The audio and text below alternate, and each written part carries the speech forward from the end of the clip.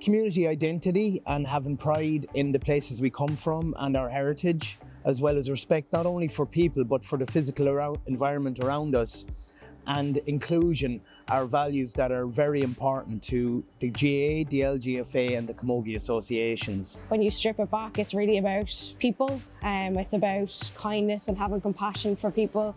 You know, all of our clubs, they're doing things that are creating a sense of belonging. It might look different in different clubs based on the programs that are being ran or the groups that are within that local community. But ultimately, there's kindness, there's compassion, there's empathy that brings people into a club and creates a place where everybody belongs and everybody feels safe and seen. As an organisation, the Clare Sports Partnership, we use design thinking principles.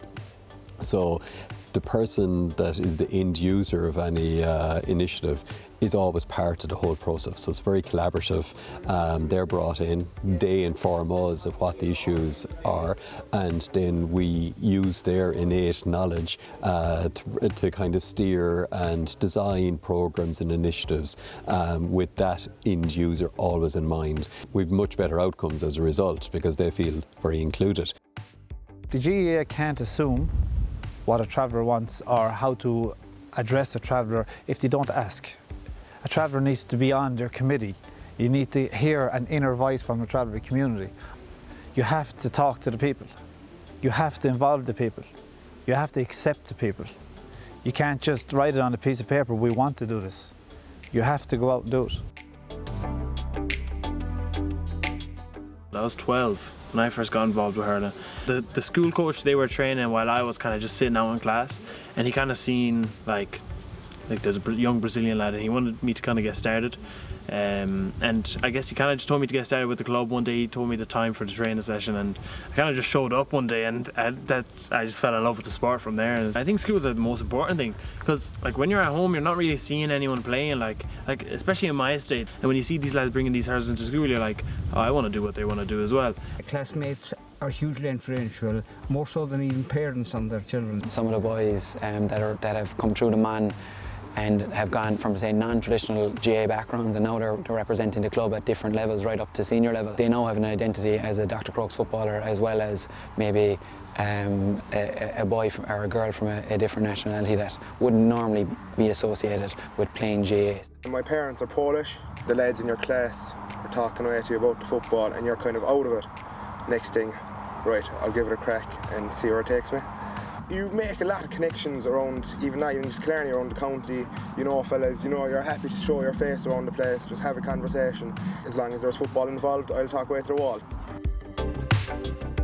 Owen is the Clarecastle coach that comes in here to our school.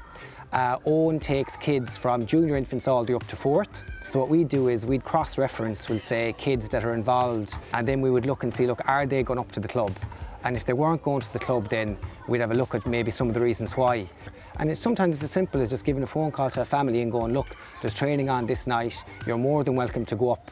And what you find out then is when that happens over years, the GA club gets just embedded with the life of the school. As a school, I suppose when you have a good communication between the club with a dedicated, we'll say, role and a dedicated person who is the point of contact, it means then that any kid that wants to play, that any of those barriers that might exist, we can get around them. We've gone up to some of the direct provision centres, particularly with the Ukrainians, and we've got a lot of new members. So we did up our brochures in the Ukrainian language and went up and visited them and spoke to the families and the parents. They come to the, yes, I suppose they come to the building and they were asking children, do they want to play hurling? It can be quite daunting in some ways for parents, I imagine, from new communities. Quite scary to see their children walk around with helmets and sticks. We have a programme called Let's Go Hurling, and that's a 6-week programme where there's no hurls and no helmets involved at all. It's just about trying to introduce play, children's games, and it kind of breaks down the fear barrier, I think, that sometimes might exist with a sport like hurling. And then when we get that kind of trust and people feel that, yes, this is a positive environment for my child, we find that we have higher rates of players staying on. We find, particularly at that really young age, the 4-year-old and 5-year-old, it's really less about how the child experiences the environment, it's how the parent experiences the environment. And just something as simple, having a tea and a coffee and a biscuit in town after we do one of our training sessions. I don't care what background you come from, I don't care what culture you're from, sitting in a nice warm place having a cup of coffee with other people, looking at your child enjoying themselves is probably one of the greatest rewards you can have being a part of any club, and I think particularly in the GAA we do that so well. At least 3-4 evenings a week, bring them to matches, bring to the games. But we do that with so much love, because it's so good to see them get so involved in the community.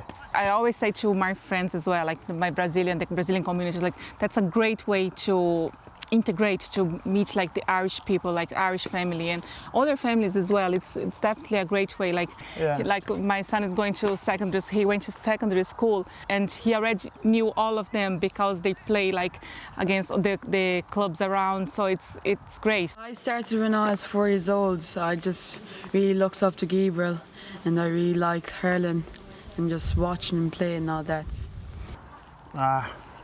That gives us a chill, you know, because it's so good when the young brother look up to the big brother, let's say as a hero, because Gabriel, he's amazing hurler, and then Pedro is he's following the same footsteps, so it's make us so proud.